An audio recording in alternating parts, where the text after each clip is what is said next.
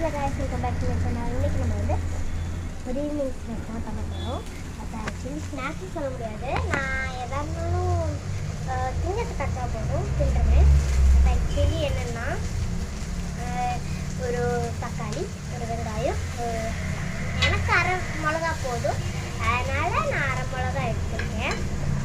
அப்புறம் ஒரே ஒரு பூண்டு, இதெல்லாம் எடுத்துட்டு ஆக்சுவலி முதல்ல வந்து வெங்காயம் போடணும். வெங்காயம் போட்டு ஒரு மாதிரி ப்ரௌன் கோல்டு ஒரு மாதிரி ஆக போகிற டைப்பில் மிளகாவும் இதுவும் வெள்ளைப்பூடும் போடணும். அதுக்கப்புறம் வந்து ஒரு மாதிரி கோல்டன் கலர் ஆனதுக்கப்புறம் தக்காளி போடணும். அப்போ ஆக்சுவலி இதை போட்டுட்டு நல்லா கிண்டி விட்டுக்கலாம்.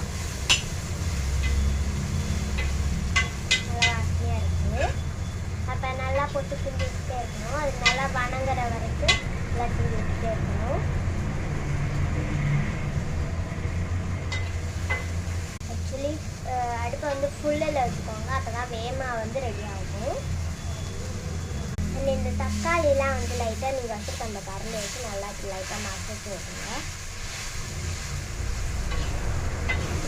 இந்த மாதிரி பதத்துக்கு வந்துடும். ஆக்சுவலி கொஞ்சமாக உப்பு லைட்டாக போட்டுக்கணும்.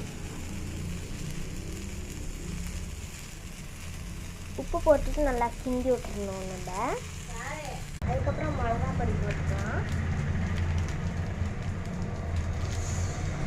என்னோட கொஞ்சம் அதிகமாக போச்சு. இது ராக்